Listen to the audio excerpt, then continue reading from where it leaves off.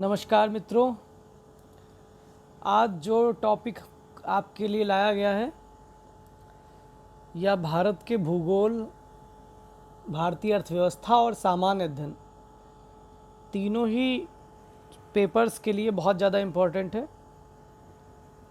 जो मित्र भूगोल ऑप्शनल के हैं तो भूगोल ऑप्शनल का जो सेकंड पेपर है आपका, उसमें इंडस्ट्री जो आपका टॉपिक है उसमें यहाँ से क्वेश्चन बनता है और ज़्यादातर देखा गया है कि फुल क्वेश्चंस में इस क्वेश्चन के पूछे जाने की संभावना बनी रहती है।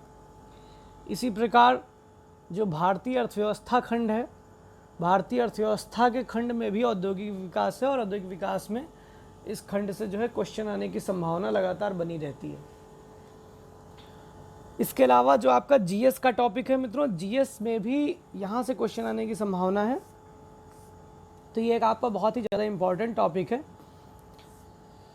जो प्रश्न आ सकते हैं, जैसे भारत के प्रमुख औद्योगिक प्रदेश के बारे में बताइए, या औद्योगिक प्रदेश से आप क्या समझते हैं, औद्योगिक प्रदेशों का स्थानीयकरण किस आधार पर किया गया है, या जैसा कि क्वेश्चन जो पूर्व में पूछा गया है यूपीएससी में, भारत के औद्योगिक क्षेत्रों की वृद्धि, लक्षण और वितरण प्रतिरूप का वर्णन कीजिए।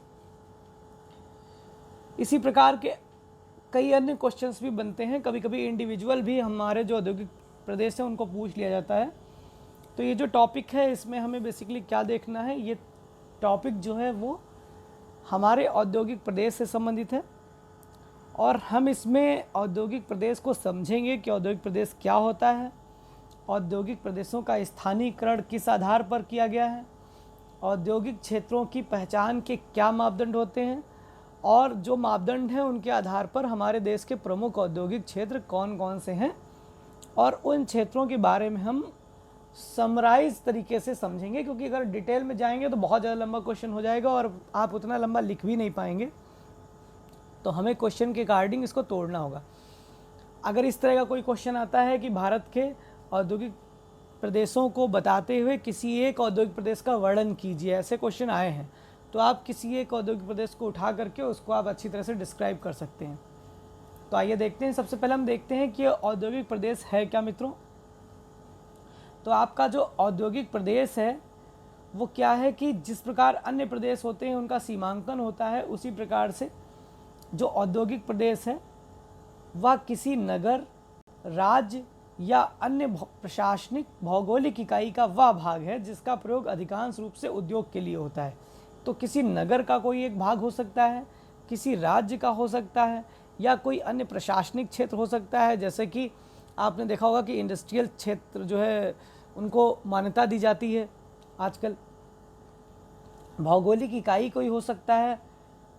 जो मेन टर्मिनोलॉजी है वो ये है कि उसका प्रयोग अधिकांश रूप से उद्योग के लिए होता है। तो ऐसा होता है मित्रों कि हम हमारे देश में अगर हम देखें तो बहुत सारे ऐसे क्षेत्र हैं जहाँ पर उद्योगों का संकेंद्रण हो गया है। ऐतिहासिक कारणों से या विभिन्न कारणों से ऐसा रहा कि वे क्षेत्र औद्योगिक क्षेत्र के रूप में स्थापित हो गए हैं, और उन औद्योगिक क्षेत्रों के बाद जब वो औद्योगिक क्षेत्र डेवलप हो गए तो फिर हमने उनका क्लासिफिकेशन करते समय इन्हीं सब आधारों को पहचान का मापदंड बनाया। तो हम देखेंगे औद्योगिक क्षेत्रों का स्थानीयकरण किस आधार पर किया गया। मित्रों, औद्योगिक क्षेत्रों का जो स्थानीयकरण होता है, आपको पता है कि किसी भी औद्योगिक क्षेत्र का जो स्थानीयकरण है वह होता है, वे ऐसे तत्व होते हैं जिन तत्वों के आधार पर वह उद्योग वहाँ पर स्थापित है। तो जब कभी भी किसी क्वेश्चन में यह पूछा जाता है कि इस औद्योगिक क्षेत्र का स्थानीयकरण किस कारण से हुआ है, तो इसका मतलब होता है कि आपको क्या लिखना है, वहाँ पर आपको लिखना है कारण कि किस कारण से वह उद्योग वहाँ पर स्थापित हुआ है। तो देखिए, हम आपको एक एक टॉपिक, एक एक चीज़ को डिस्क्राइब करते चलते हैं। औद्योगिक क्षेत्रों का जो स्थानीयकरण होता है वो सबसे पहले जो सबसे मुख्य कारण होता है वो होता है कच्चा माल। औद्योगिक क्षेत्रों कि किसी भी औद्योगिक क्षेत्र की स्थापना अगर होती है तो कच्चे माल के आधार पर होती है। थोड़ी देर के लिए मान लीजिए कि किसी व्यापारी को एक चीनी मिल लगानी है, तो आप बताइए, क्या उसे चीनी मिल ऐसे जगह पे लगाना चाहिए जहाँ पे उसे गन्ना आसानी से ना मिल पाए, या उसे ऐसी जगह पे लगाना चाहिए जहाँ उसे गन्ना आसानी से मिल जाए? तो बहुत सीधा सा जवाब है कि उसे चीनी मिल ऐसी जगह पे लगानी चाहिए जहाँ गन्ना आसानी से मिल जाए। इसका मतलब कच्चे माल की जो लोकेशन है, कच्चे माल की जो उपलब्धता है, कच्चे माल की जो पर्याप्तता है, वह किसी भी औद्योगिक क्षेत्र के स्थानीयकरण को प्रभावित करने वाला सबसे पहला कारक है। जैसे आप नीचे देख सकते हैं कि रबड़ का ये पेड़ है, तो रबड़ जो मिल रही है वो कहाँ से ली जा रही है? रबड़ के कच्चे माल के सोर्स के हिसाब से हम वहाँ पर फैक्ट्री लगाएंगे। दूसरी जो चीज़ होती है मित्रों, देखिए दूसरी जो सबसे महत्वपूर्ण चीज़ है वो है ऊर्जा। किसी भी औद्योगिक क्षेत्र का जो आधार होता है वो होता है एनर्जी। अगर एनर्जी नहीं है तो कोई भी चीज़ काम नहीं कर सकती है। तो आप बताइए, आप चाहते हैं कोई काम करना, कोई बड़ा बिजनेस करना चाहते हैं, आप इंडस्ट्री लगाना चाहते हैं, लेकिन जिस जगह को आपने इंडस्ट्री लगाने के लिए चुना है वहाँ पर बिजली की उपलब्धता नहीं है, वहाँ पर ऐसे साधन ही नहीं हैं जिससे आपकी इंडस्ट्री चल सके। क्या आपकी इंडस्ट्री सक्सेसफुल होगी? बताइए। आपकी इंडस्ट्री सक्सेसफुल नहीं हो सकती मित्रों, क्योंकि जब तक आपकी इंडस्ट्री को पर्याप्त मात्रा में ऊर्जा नहीं मिलेगी तब तक आपकी इंडस्ट्री आगे नहीं चल सकती। तो औद्योगिक क्षेत्र लगाते समय जिस दूसरे कारण पे बहुत ज़्यादा ध्यान दिया जाता है वो होता है ऊर्जा। अगर भारत में आप देखें तो आपको दिखाई देगा कि ज़्यादातर जो आपकी इंडस्ट्री है वो कोयला उत्पादक क्षेत्रों के आसपास स्थापित हुई, या जैसे कि बाद में जब पेट्रोलियम्स पे डिपेंड हो गया तो पेट्रोलियम और जो हमारी गैस है इस पर हमारी इंडस्ट्री आधारित है। आप देखेंगे हमारा जो प्राचीन औद्योगिकरण हुआ है या जो हमारा औपनिवेशिक औद्योगिकरण हुआ है कलकत्ता शहर के आसपास, वो सारा जो और है कोल बेल्ट में हुआ है। तो ये क्यों हुआ कोल बेल्ट में? क्योंकि वहाँ पर ऊर्जा की उपलब्धता है। तीसरा कारण देखते हैं क्या है मित्रों? जो तीसरा कारण है वो है बाजार। देखिए, बिना बाजार के कोई भी उद्योग नहीं लगाया जा सकता।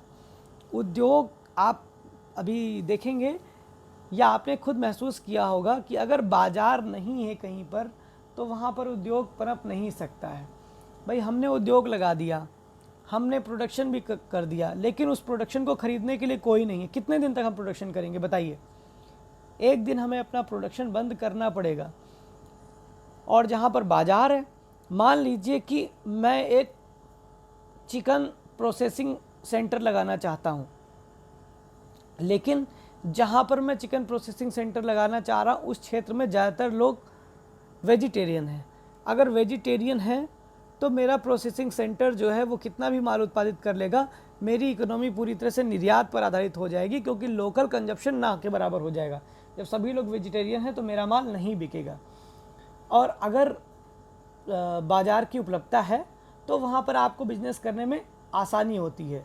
अगर आप देखेंगे मुंबई जैसे बड़े शहर में अगर उद्योगों का विकास हुआ है तो उसमें बाज़ार एक बहुत बड़ा कारक है, क्योंकि मुंबई एक बहुत बड़ा व्यावसायिक कमर्शियल सिटी है, बहुत बड़ा बाज़ार है, और बाज़ार की वजह से वहाँ पर इंडस्ट्रियलिस्ट जो हैं वो इंडस्ट्री लगाने को प्राथमिकता देते हैं, क्योंकि ऐसे में क्या होता है कि उनका माल आसानी से बाज़ार में पहुँच जाता है। दूसरा जो चीज़ जो बाज़ार को प्रभावित करती है वो ये है कि अगर बाज़ार के पास आपका उद्योग लगता है तो आपकी परिवहन लागत भी कम पड़ती है।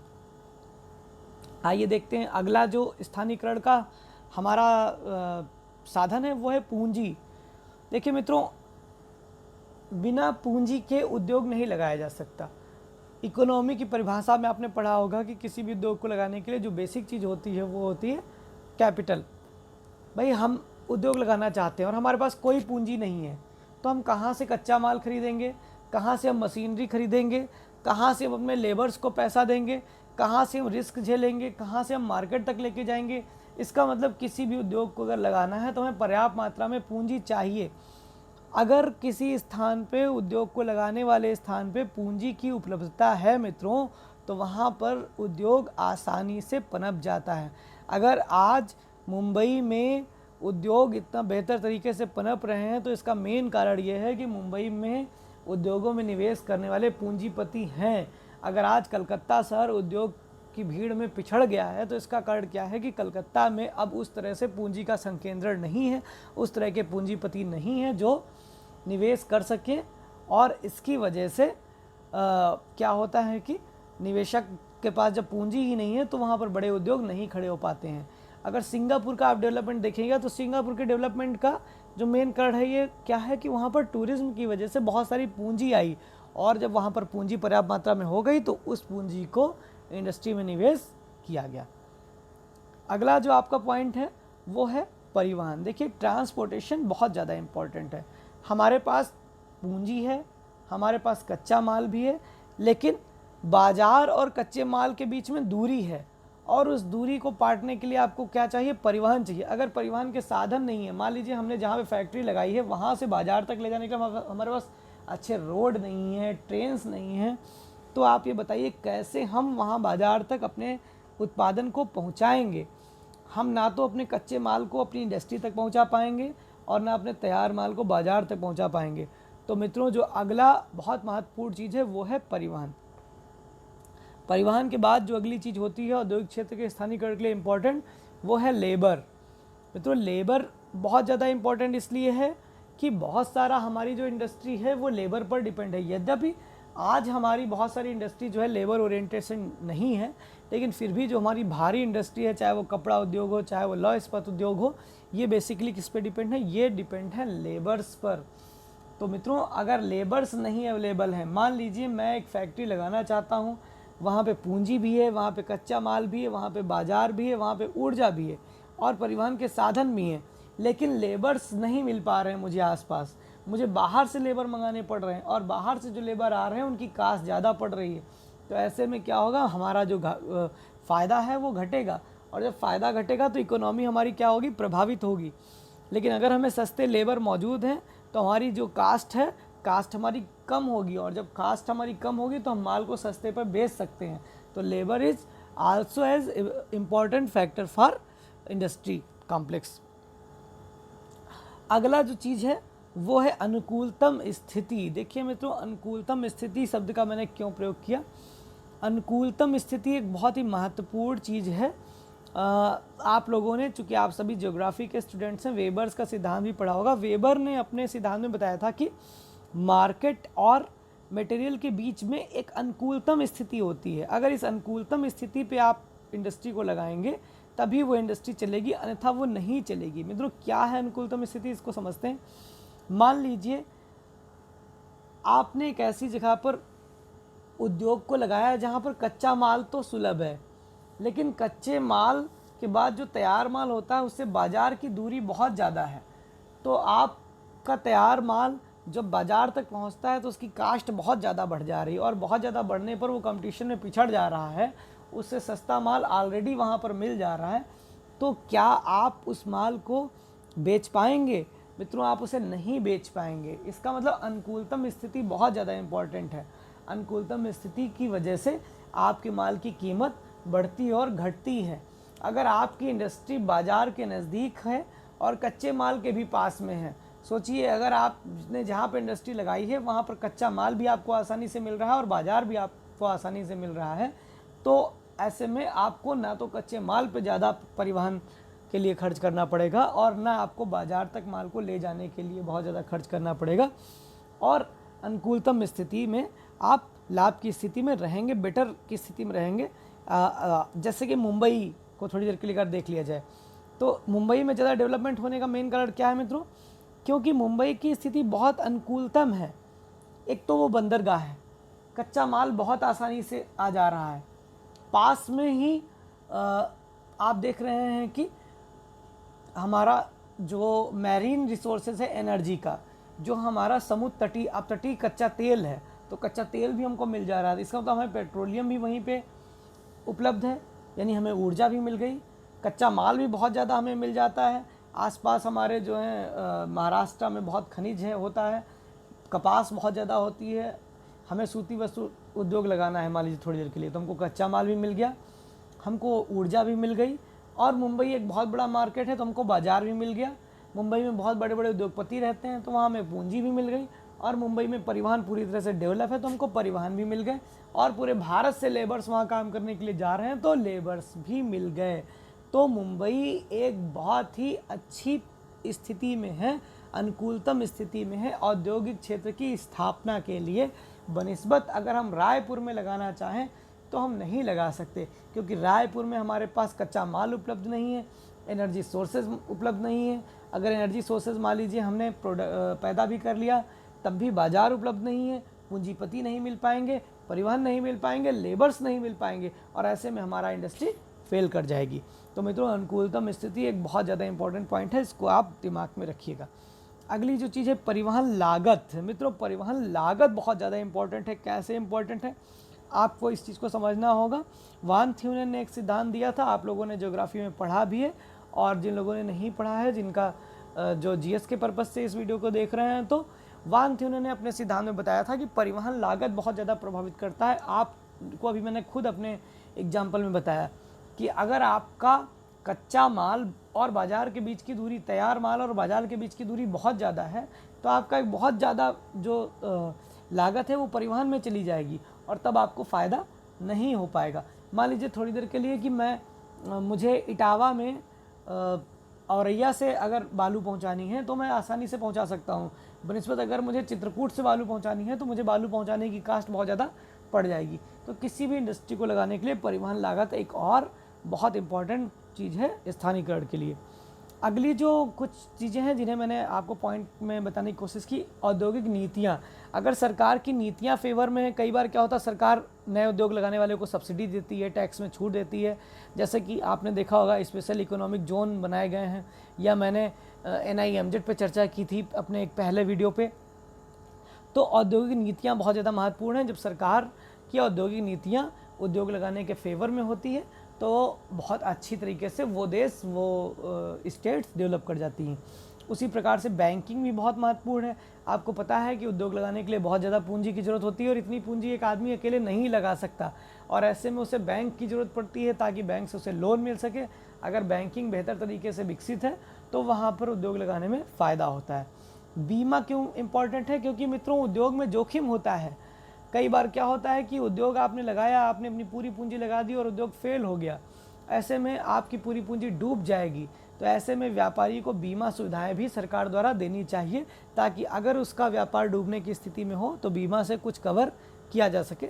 तो बीमा एक और कारक है जो औद्योगिक क्षेत्रों के स्थानीयकरण में प्रभावित करता है।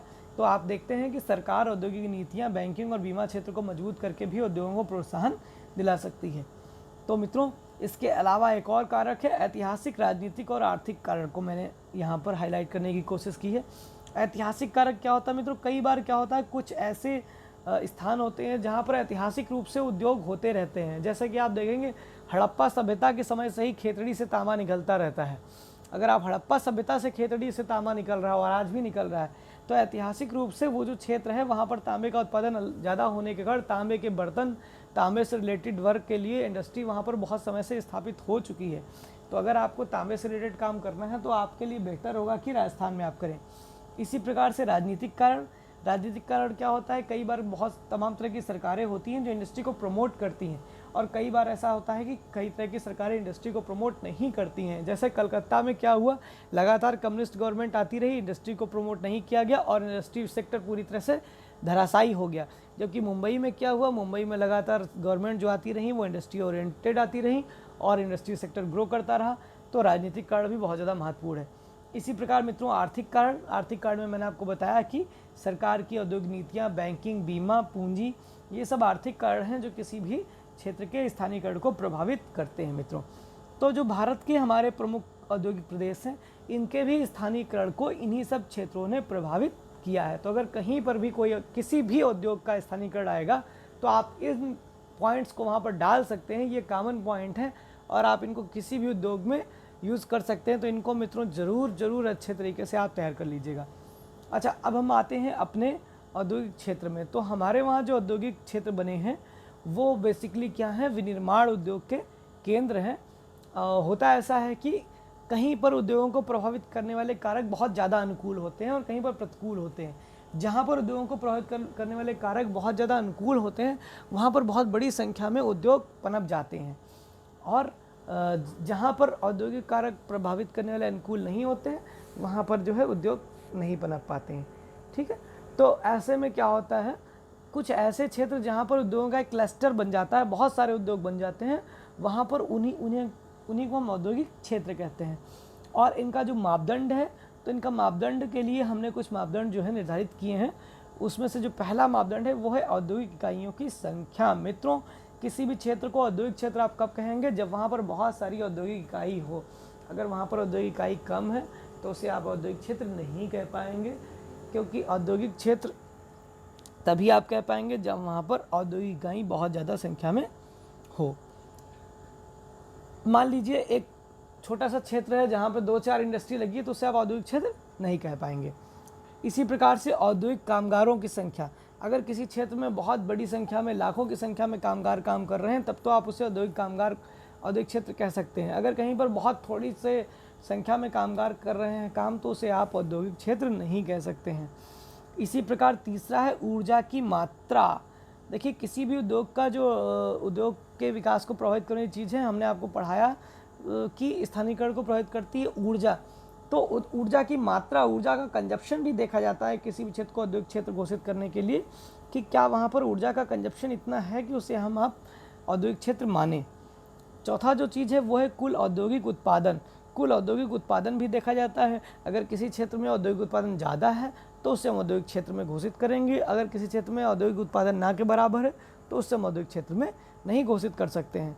अगला है विनिर्माण द्वारा वस्तुओं के मूल्य में परिवर्तन। देखिए, वस्तुओं के मूल्य में परिवर्तन इसलिए महत्वपूर्ण है क्योंकि औद्योगिक क्षेत्र में क्या हो रहा है, वस्तु की उपयोगिता को बढ़ा करके उसे मूल्यवान बनाया जा रहा है। मान लीजिए कच्चे तांबे का कहीं पर केवल प्रोडक्शन हो रहा है तो उसे हम औद्योगिक क्षेत्र नहीं कहेंगे, यदि वहाँ पर बहुत सारी खानें हो सकती हैं। लेकिन अगर कच्चे तांबे को प्रोसेस करके उससे जो है तांबे के तार बनाए जा रहे हैं, तांबे के बर्तन बनाए जा रहे हैं, तांबे की और मशीनरीज बनाई जा रही है, तो उसके मूल्य में परिवर्तन हो रहा है, उसके मूल्य में वृद्धि हो रही, क्वांटिटेटिव वृद्धि हो रही, तब हम उसे औद्योगिक क्षेत्र कहेंगे। तो हमारे वहाँ ये 5 जो मापदंड रखे गए हैं ये औद्योगिक क्षेत्रों के रखे गए हैं। मित्रों, अब देखते हैं भारत के प्रमुख औद्योगिक प्रदेशों को। अगर हम देखें तो उपयुक्त मापदंडों के आधार पर जो देश के प्रमुख औद्योगिक क्षेत्र हैं, मैंने इस नक्शे में दिखाने की आपको कोशिश की है।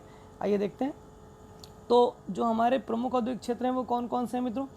सबसे पहला जो मेन क्षेत्र है वो है आप नक्शे में देख सकते हैं, 1 नंबर मुंबई पुणे बेल्ट है। ये मुंबई पुणे जो औद्योगिक प्रदेश है, अभी हम इस पर चर्चा करेंगे, ये एक बहुत बड़ा प्रदेश है। दूसरा जो आपका प्रदेश है, जो अगर हम देखें जो बड़ा प्रदेश है वो आपका ये हुगली प्रदेश है, जिसे मैंने 2 नंबर से दिखाया है। तीसरा आपका जो है ये बंगलौर तमिलनाडु बेल्ट है, जिसको हम 3 नंबर दे सकते हैं। चौथा जो हमारा बेल्ट है वो हमारा गुजरात बेल्ट है, जिसको हमने अहमदाबाद बड़ोदरा कहा है, ये भी एक बहुत बड़ी बेल्ट है। पांचवा जो हमारा बेल्ट है वो छोटा नागपुर का पठार बेल्ट है। छोटा नागपुर का पठार एक बहुत बड़ा इंडस्ट्रियल रीजन है, बहुत ही प्राचीन काल से इंडस्ट्रियल रीजन के रूप में चला आ रहा है। जो छठा हमारा है वो विशाखापट्टनम गुंटूर बेल्ट है। सातवां जो हमारा है वो गुड़गांव दिल्ली मेरठ बेल्ट है। और आठवां जो हमारा है वो कोल्लम तिरुवनंतपुरम बेल्ट है। तो पूर्व में मित्रों 6 औद्योगिक प्रदेश माने जाते थे, लेकिन वर्तमान में 8 जो ये कॉम्प्लेक्सेस हैं इन्हें जो है औद्योगिक प्रदेश के रूप में माना जाता है। बहुत सारी किताबों में आपको 6 मिलेगा, लेकिन जो लेटेस्ट स्टडी है वो 8 बताती है। तो मित्रों, अगर ये क्वेश्चन मेंस में आता है तो आप 8 को ही वहाँ पर लिख के आइएगा। तो इन 8 प्रदेशों को हम देखते हैं, मुंबई पुणे प्रदेश, हुगली प्रदेश, बंगलौर तमिलनाडु प्रदेश, गुजरात, छोटा नागपुर, विशाखापट्टनम, गुड़गांव दिल्ली मेरठ, कोल्लम तिरुवनंतपुरम। तो आइए एक एक को देखते हैं। सबसे पहला जो हमारा है मुंबई पुणे औद्योगिक प्रदेश। तो जो मुंबई पुणे औद्योगिक प्रदेश है, अगर हम इसको देखेंगे तो मैंने पहले ही सारी चीज़ आपको बताई है कि क्या चीज़ें हैं जो प्रभावित करती हैं। तो अगर हम मुंबई पुणे औद्योगिक प्रदेश को देखेंगे, सबसे पहला तो ये जो प्रदेश है ये काली मिट्टी क्षेत्र है, और आपको पता है कि काली मिट्टी जो है वो कपास की खेती के लिए बहुत ज़्यादा इम्पॉर्टेंट है, और कपास हमारा जो है वो सूती वस्त्र उद्योग का क्या है, बेस है। तो ये जो क्षेत्र है ये सूती वस्त्र उद्योग के लिए इसलिए डेवलपमेंट के लिए क्योंकि यहाँ पर कच्चा माल पर्याप्त मात्रा में उपलब्ध है। तो जो पहला है कच्चे माल की उपलब्धि, वो आप यहाँ देख सकते हैं। दूसरी जो चीज़ मैंने कहा कि एनर्जी कहाँ से है, अगर आप देखेंगे तो महाराष्ट्र में हमारा जो है परमाणु विद्युत भी है। और जो मैंने आपको बहुत महत्वपूर्ण चीज़ बताई थी कि ये अपतटीय क्षेत्र से लगा हुआ है। अपतटीय क्षेत्र जो आपका मुंबई हाई है, जो जहाँ से बहुत बड़ी मात्रा में पेट्रोलियम और पेट्रोलियम गैस होती है, तो उसकी वजह से यहाँ पर ऊर्जा बेहतर तरीके से में उपलब्ध हो जाती है। इसके अलावा ये जो है आपका पश्चिमी घाट क्षेत्र है, तो पश्चिमी घाट क्षेत्र में जल विद्युत भी बहुत ज़्यादा मात्रा में उपलब्ध है। तो मुंबई पुणे प्रदेश जो है इसकी वृद्धि का जो कारण है ऊर्जा जो इसे मिलती है वो जल विद्युत, परमाणु विद्युत और आपकी पेट्रोलियम। तीसरा जो आपका स्थानीयकरण का कारक मैंने आपको बताया था वो है बाजार। तो मुंबई बहुत बड़ा मार्केट है, आपको पता है कि मुंबई जो है वो हमारे भारत का सबसे ज़्यादा पॉपुलेटेड सिटी है और सबसे बड़ा हमारा जो नगरीय क्षेत्र है वो मुंबई है, संकुल है। तो एक बहुत बड़ी जो है यहाँ पर बाज़ार है, बहुत बड़ा बाज़ार है, हर तरह का बाज़ार है। इंजीनियरिंग का सामान, जलयान निर्माण, इलेक्ट्रॉनिक, सॉफ्टवेयर, परिवहन, खाद्य प्रसंस्करण, बॉलीवुड और भी बहुत सारा इंडस्ट्री यहाँ पर, सूती वस्त्र उद्योग, बहुत सारी इंडस्ट्री यहाँ पर डेवलप है। तो अगला जो चीज़ है पूंजी। तो पूंजी तो आप जानते ही हैं, मुकेश अंबानी भी आपके जो है महाराष्ट्र के हैं, मुंबई के हैं। तो महाराष्ट्र में बहुत सारे पूंजीपति हैं। शुरुआत से ही महाराष्ट्र जो है पूंजीपतियों के मामले में धनी रहा है। पड़ोस में गुजरात क्षेत्र है जहाँ बहुत मात्रा में पूंजी है। तो महाराष्ट्र और गुजरात क्षेत्र में पूंजी की कहीं कोई कमी नहीं है। तो ये भी एक इस क्षेत्र के विकास को प्रभावित करने वाला महत्वपूर्ण कारक है। इसके अलावा अगर आप परिवहन देखेंगे तो मुंबई में आपका रेलवे मार्ग है, रेलवे से बहुत अच्छी कनेक्टिविटी है। लगभग सभी जगह से, पूरे हमारे सभी स्टेटों से मुंबई के लिए बहुत सारी ट्रेन जाती हैं। अगर आप दिल्ली में चले जाइए तो लगातार CST के लिए बहुत सारी ट्रेनें हैं, गोरखपुर से बहुत ज़्यादा ट्रेनें हैं, झांसी से बहुत ज़्यादा ट्रेनें हैं, कानपुर से लखनऊ से बहुत सारी ट्रेनें हैं। तो जो मुंबई है हमारे रेलवे मार्ग है, बहुत ज़्यादा व्यस्ततम रेलवे मार्गों में से एक है। सड़क मार्ग भी आप देख सकते हैं। तो मुंबई जो है आपका वो सड़क से भी आपका NH8 से, NH6 से, NH3 से, बहुत सारे NH से आपका बहुत अच्छी तरह से कनेक्टिव है। इसके अलावा एयरपोर्ट तो आपका छत्रपति शिवाजी अंतर्राष्ट्रीय हवाई अड्डा है वहाँ पर। तो इसका मतलब ये है कि मुंबई जो है हमारा वो रेल मार्ग, सड़क मार्ग, वायु मार्ग और समुद्री मार्ग से आप देख ही रहे हैं, समुद्री मार्ग से भी जुड़ा है। तो परिवहन के लिए भी बहुत ज़्यादा।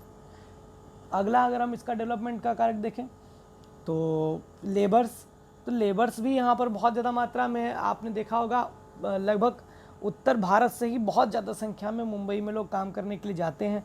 और मुंबई में सभी तरह के लोग जाते हैं, यानी कि जो आपके पढ़े लिखे लेबर हैं वो भी जा रहे हैं, जो कम पढ़े लिखे हैं वो भी जा रहे हैं, जो बिल्कुल पढ़े लिखे लोग नहीं वो भी जा रहे हैं। तो लेबर्स की भी अवेलेबिलिटी वहाँ पर बहुत ज़्यादा है। जो मैंने कहा बैंकिंग, बीमा जैसी सुविधाएं, तो एक बहुत बड़ा महानगर है, देसी विदेशी कंपनियां हैं, बैंक्स हैं, पूंजीपति हैं, औद्योगिक विकास की नीतियां हैं, शेयर मार्केट है। तो ये एक जो है बहुत बड़ा मुंबई पुणे औद्योगिक प्रदेश है।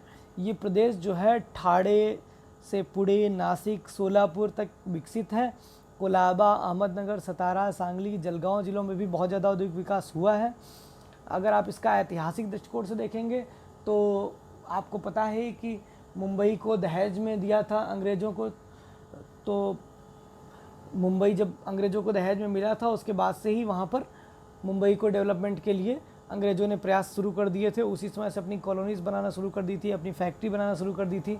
धीरे धीरे क्या हुआ कि एक द्वीपीय क्षेत्र था, सूती वस्त्र उद्योग, लोहा उद्योग और फिल्म मेकिंग, ये सब बहुत दिनों से चलता आ रहा है। रसायन उद्योग भी वहाँ पर बहुत ज़्यादा अच्छी तरह से विकसित हो गया है। पेट्रोलियम की खोज और परमाणु बिजली घर से और भी ज़्यादा वहाँ पर आकर्षक उद्योग जो है विकसित हो गए हैं। तो ये हमारा जो है सबसे बड़ा औद्योगिक प्रदेश है। इसी तरह दूसरे औद्योगिक प्रदेश में भी देख लेते हैं मित्रों। मैं 2-3 जो है इस वीडियो में चर्चा करूँगा, बाकी मैं आपसे चाहूँगा कि आप 8 पर अपने आप सेल्फ इन्हीं पॉइंट्स पर काम करके मैटर तैयार करें। तो जो दूसरा हमारा क्षेत्र है ये है हमारा हुगली प्रदेश। हुगली औद्योगिक प्रदेश, आपको पता ही है कि कलकत्ता जो हमारा एक समय जो है पहला 10 लाखी शहर जो था आपका वो कलकत्ता था। सबसे फर्स्ट जो आपका मेट्रोपॉलिटन सिटीज़ बना वो कलकत्ता बना। तो कलकत्ता एक समय में जो है भारत का सबसे ज़्यादा विकसित शहर था, सबसे बड़ा शहर था, सबसे बड़ा औद्योगिक क्लस्टर था। आज भी अगर हम देखें तो ये वस्त्र उद्योग का बहुत बड़ा केंद्र है, जूट का बहुत बड़ा केंद्र है, इसके अलावा पटसन का बहुत बड़ा केंद्र है, आयरन ओर इंडस्ट्री का बहुत बड़ा केंद्र है। यद्यपि ये जो क्षेत्र था आज़ादी जब मिली मित्रों, बंटवारा हुआ, तो आपको पता ही है कि ज़्यादातर हमारा जो कच्चा माल था वो वाला क्षेत्र बांग्लादेश में चला गया, जो मिलें थी वो कोलकाता में रह गई। लेकिन इसके बाद भी बहुत बड़ी मात्रा में कच्चा माल हमें अन्य प्रदेशों से मिलता रहा। इसका पृष्ठ प्रदेश भी बहुत बड़ा है जहाँ से हमें कच्चा माल मिलता रहा। तो जो हमने आपको मापदंड बनाए थे, कच्चे माल की उपलब्धि भी यहाँ पर है, ऊर्जा के भी बहुत ज़्यादा साधन है। कोल के आपको पता ही है कि कोल इंडस्ट्री जो क्षेत्र है वहाँ से बहुत ज़्यादा निकटवर्ती है, चाहे वो रानीगंज हो, चाहे आपका झरिया हो, चाहे आपका दामोदर हो। फिर आपकी दामोदर वैली जो है प्रोजेक्ट है, यानी जल विद्युत भी बहुत ज़्यादा अवेलेबल है, तो ऊर्जा भी थी। बाज़ार तो कलकत्ता बिगेस्ट सिटी था सबसे बड़ा, तो बाज़ार भी था, पूंजी भी थी, वहाँ पे उद्योगपति थे, परिवहन के साधन वहाँ भी शुरुआत से विकसित हैं, और लेबर्स भी बहुत ज़्यादा मात्रा में हैं, और पॉलिसी भी गवर्नमेंट की अनुकूल रही। तो जब तक ये पॉलिसी अनुकूल रही तब तक ये क्षेत्र नंबर 1 क्षेत्र बना रहा। लेकिन धीरे धीरे क्या हुआ कि कम्युनिस्ट का प्रसार ज़्यादा होने से औद्योगिक विकास को थोड़ा सा बढ़ावा नहीं मिल पाया, और आज ये जो प्रदेश है ये इसे हम सेकंड नंबर पर गिन रहे हैं। तो तीसरा जो हमारा प्रदेश है जिसको हमने बंगलौर तमिलनाडु बेल्ट कहा, ये थोड़ी अलग तरह की बेल्ट है मित्रों, इसलिए इसको देख लेते हैं। ये जो प्रदेश है ये 1960 के बाद बहुत तेज़ी से विकसित हुआ है, क्योंकि आप देख रहे हैं कि जो बंगलौर प्रदेश हमारा है ये मेन बेसिकली आईटी इंडस्ट्री के रूप में विकसित हुआ है। जो हमारा तमिलनाडु है ये जो हमारी नवीनतम इंडस्ट्रीज़ हैं इनके दम पे विकसित हुआ है। तो ये जो हमारा बंगलौर तमिलनाडु औद्योगिक प्रदेश है, बंगलौर चेन्नई वाला, इसमें आप देखेंगे कि aeronautics industry, HMT, Indian telephone industry, Bharat electronics, Bangalore में रेल के डिब्बों के कारखाने हैं। और अगर हम तमिलनाडु में देखें तो कोयम्बटूर जो हमारा है ये सूती वस्त्र के लिए बहुत बड़ा उद्योग का केंद्र है, चीनी उद्योग का केंद्र है, और गन्ना शोध संस्थान है यहाँ पर, इंजीनियरिंग, सीमेंट, चमड़ा, सिगरेट, और साउथ की जो फिल्म इंडस्ट्री है आपकी वो भी तमिल इंडस्ट्री यहाँ पर विकसित है। तो ये जो है ये एक नवीनतम क्षेत्र है लेकिन बहुत तेज़ी से डेवलप कर रहा है। आज लगभग सभी तरह के उद्योग जो आपके मुंबई या कलकत्ता में हैं वो सारे उद्योग जो है यहाँ पर भी बेहतर तरीके से डेवलप हैं। अगला जो आपका चौथा क्षेत्र मैंने बताया अहमदाबाद वडोदरा बेल्ट, तो अहमदाबाद वडोदरा बेल्ट भी जो है इसको हम देख सकते हैं कि शुरुआत में ये जो बेल्ट था इस बेल्ट का विकास हुआ विभाजन के बाद जो लोग यहाँ पर आए, क्योंकि मुंबई प्रदेश बहुत ज़्यादा डेवलप हो चुका था, तो मुंबई से बहुत महंगी ज़मीनें होने के कारण बहुत सारे उद्योगपतियों ने गुजरात में सस्ती ज़मीनें खरीद करके और वहाँ निवेश करना शुरू किया। धीरे धीरे क्या हुआ कि अहमदाबाद और वडोदरा के बीच में एक बहुत अच्छी बेल्ट जो है डेवलप होती चली गई, क्योंकि वहाँ पे कपास की बहुत अच्छी प्रोडक्शन हो रहा था, तो सूती वस्त्र उद्योग की स्थापना हो गई। अंकलेश्वर में आपका रिफाइनरी थी और जामनगर की आपकी रिफाइनरी थी, तो पेट्रोकेमिकल उद्योग बहुत ज़्यादा विकसित हो गया। आपने देखा होगा कि यहाँ पर जो आपका कबाड़ है, कबाड़ का भी बहुत बड़ा काम होता है। यहाँ पर अलंग में जो है जहाज़ों को तोड़ करके जो है उसका कबाड़ जो है वो सेल किया जाता है, उससे भी तमाम तरह के जो है धात्विक खनिज, अधात्विक खनिज निकाले जाते हैं। इसके अलावा सूती, रेशमी वस्त्र उद्योग, पेट्रो रसायन के साथ साथ भारी और आधारभूत रसायन, motor parts, engineering, food related industry, Amul आपको पता ही है कि इसी बेल्ट में है। तो इन सब ने भी जो है इस बेल्ट को बहुत ज़्यादा विकसित किया। दूसरा जो मैंने आपको मेन कारण बताया वो था कि मुंबई से बहुत पास है और मुंबई से सस्ते मूल्य पे यहाँ ज़मीन मिल जानी है। लेबर यहाँ भी बहुत अच्छे थे, पूंजी यहाँ भी बहुत थी, तो ये प्रदेश विकसित हुआ। छोटा नागपुर प्रदेश की अगर बात करें तो छोटा नागपुर प्रदेश जो है ये उस तरह का प्रदेश नहीं है। यहाँ पर यदि बाज़ार उतना अच्छा विकसित नहीं है, लेकिन झारखंड, उड़ीसा और पश्चिम बंगाल की जो ये तीनों प्रदेशों से मिल करके ये छोटा नागपुर बेल्ट बना है, इसका जो आधार है ये थोड़ा अलग है। इसके विकास का जो कारण है वो यहाँ पर पाए जाने वाला खनिज है। अगर आप देखेंगे तो दामोदर घाटी का कोयला मिल रहा है, झारखंड, उड़ीसा में जो है उत्तम कोटि के लौह अयस्क मिल रहे हैं, साथ में जमशेदपुर, बर्नपुर, कुल्टी, दुर्गापुर, बोकारो, राउरकेला, इनमें लोहा इस्पात के एकीकृत बड़े बड़े कारखाने डेवलप हुए। मशीनरी, उपकरण, उर्वरक, सीमेंट, रेल के डिब्बे, बिजली रिलेटेड सामान, इन सब ने जो है छोटा नागपुर क्षेत्र को एक बहुत बड़ा जो है हब बनाने में सहायता की है, और ऐतिहासिक दृष्टि से भी ये बहुत ज़्यादा महत्वपूर्ण प्रदेश है। अगला जो हमारा छठा प्रदेश है वो है हमारा गुड़गांव, दिल्ली, मेरठ वाली बेल्ट। ये भी एकदम जो है आपका अलग तरह का प्रदेश है। गुड़गांव, दिल्ली, मेरठ, ये आप देखेंगे ये स्वतंत्रता के बाद विकसित हुआ है और इसमें 2 प्रकार की औद्योगिक पेटियां हैं। एक तो उत्तर प्रदेश में आगरा, मथुरा, मेरठ, सहारनपुर इनमें फैली हुई है। इनमें जो उद्योग हैं ज़्यादातर विनिर्माण से संबंधित हैं। लेकिन जो दूसरा है फरीदाबाद, गुड़गांव, नोएडा, ये एक अलग तरह के इंडस्ट्री की रचना करती है। ये वर्तमान जो उद्योग हैं उससे जुड़े हुए हैं, जैसे सॉफ्टवेयर हैं, इलेक्ट्रॉनिक्स हैं, कपड़ा है, कार फैक्ट्रियाज़ हैं, टेलीविज़न इंडस्ट्री है। तो ये एकदम अलग तरह की है। आप देख सकते हैं कि गुड़गांव और नोएडा का जो हमारा ये हब है, ये बंगलौर को आईटी इंडस्ट्री में फेल कर रहा है। आज आप देखेंगे कि बहुत बड़ी मात्रा में आईटी कंपनियों ने यहाँ पे निवेश किया है। इसके अलावा जो आपका गाज़ियाबाद और उसके आसपास की बेल्ट है वो एग्रीकल्चर रिलेटेड है। तो एक तरफ पंजाब से एग्रीकल्चर टच भी मिल जा रहा है, एग्रीकल्चर रिलेटेड प्रोडक्शन मिल जा रहे हैं, पूंजी मिल जा रही है। दूसरी चीज़ जो आपका नोएडा और गुड़गांव का आईटी सेक्टर है वो भी इस इंडस्ट्री को फोर्स दे रहा है। बाकी भारत की राजधानी है, ऐतिहासिक रूप से महत्वपूर्ण शहर है, बहुत बड़ी मात्रा में लेबर्स मिल जाते हैं, बहुत बड़ी मात्रा में पूंजी मिल जाती है, बैंकिंग सुविधाएं हैं। इसने इस क्षेत्र को डेवलप किया है। इसके अलावा आपका जो नेक्स्ट है विशाखापट्टनम गुंटूर बेल्ट। विशाखापट्टनम और गुंटूर बेल्ट थोड़ी नई बेल्ट है। यहाँ पर क्या है कि एक तो जो पेट्रोलियम परिष्करणशाला जो बनी है उसने पेट्रोल रसायन उद्योग को बल दिया है। फिर आपने देखा है विशाखापट्टनम जो है तटीय स्थिति का लाभ ले रहा है।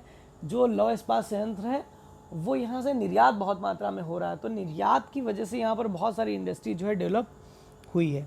और जो हमारा 8वां बेल्ट है वो कोलम तिरुवनंतपुरम बेल्ट है। ये भी अपेक्षाकृत छोटा औद्योगिक क्षेत्र है और यहाँ पर कृषि उत्पादों से संबंधित खाद्यान्न प्रसंस्करण उद्योग, मत्स्य संबंधित जो हमारी इंडस्ट्रीज़ हैं ये सब डेवलप हो रही है। तो ये हमारा नए तरह का उद्योग है। ये अगर हम इन 8 क्षेत्रों की बात करें तो ये हमारे भारत के सबसे बड़े औद्योगिक प्रदेश हैं। अगर आपको मेजर इंडस्ट्रियल रीजन्स की बात आएगी तो आपको इन 8 क्षेत्रों की बात करनी है। इसके अलावा भी हमारे जो सेकंड नंबर के औद्योगिक प्रदेश हैं जिन्हें हमने 13 भागों में बांटा है, उसमें अम्बाला अमृतसर है, सहारनपुर, मुजफ्फरपुर, बिजनौर है, इंदौर, देवास, उज्जैन है, जयपुर, अजमेर है। तो इस प्रकार के 13 हमारे औद्योगिक क्षेत्र हैं, कुछ औद्योगिक जिले हैं, परंतु इनसे क्वेश्चन आमतौर पर नहीं पूछा जाता है। तो हमारा ये एक बहुत इंपॉर्टेंट क्वेश्चन है मित्रों। क्वेश्चन सीधा सीधा आता है आपसे, भारत में औद्योगिक क्षेत्रों के वृद्धि, वितरण और प्रतिरूप पर प्रकाश डालने को कहा जा सकता है, किसी एक औद्योगिक क्षेत्र को बताने पे कहा जा सकता है। तो इस क्वेश्चन को कैसे लिखना है, इसकी टैक्टिक्स को मैंने आपको समझा दिया है। मुझे लगता नहीं है कि इसमें आपको कोई विशेष दिक्कत होगी। बस आपको क्या करना है, टू द पॉइंट लिखना है। सबसे पहले औद्योगिक क्षेत्रों को बताना है, उसके बाद औद्योगिक क्षेत्र की स्थानीयकरण को कौन कौन से कारक प्रभावित करते हैं इसको समझाना है। उसके बाद हमारे वहाँ जो औद्योगिक क्षेत्र बने हैं उसके मापदंड कौन कौन से हैं, और फिर उन मापदंडों के आधार पर 8 जो हमारे मेजर इंडस्ट्रियल कॉम्प्लेक्सेस है इनका वर्णन करना है। अगर आपको एक क्वेश्चन आता है तो आप बहुत शार्ट में मैप पर ही जो मैप आप बनाएंगे उसी में आप शार्ट में पॉइंट 4 पॉइंट लिख देंगे तो वो आपका पर्याप्त होगा। और किसी एक दो आप रीज़न को अच्छी तरह से अगर आप वहाँ पर बता देते हैं तो एग्जामिनर समझ जाएगा कि आपको ये क्वेश्चन आता है। हाँ, अगर इस तरह से आता है कि किसी एक औद्योगिक क्षेत्र का वर्णन करें तो फिर आपको उस औद्योगिक क्षेत्र को अलग से मैप पे दिखाना चाहिए और उसके बाद उस औद्योगिक क्षेत्र के ऐतिहासिक विकास से लेकर के वर्तमान विकास तक को इन स्थानीयकरण के कारकों के आधार पर बताते हुए अपने उत्तर को कंक्लूड करना है। तो कैसा लगा आपको आज का ये टॉपिक? ये एक बहुत ही इंपॉर्टेंट टॉपिक था। मुझे लगता है कि आपको ये टॉपिक पसंद आया होगा और आप सभी इस क्वेश्चन को तैयार कर लेंगे क्योंकि ये बहुत ज़्यादा इंपॉर्टेंट क्वेश्चन है। अगर किसी तरह से कोई समस्या इस क्वेश्चन में आपको होती है तो आप कमेंट बॉक्स में कमेंट करके मुझसे पूछ सकते हैं। Thank you very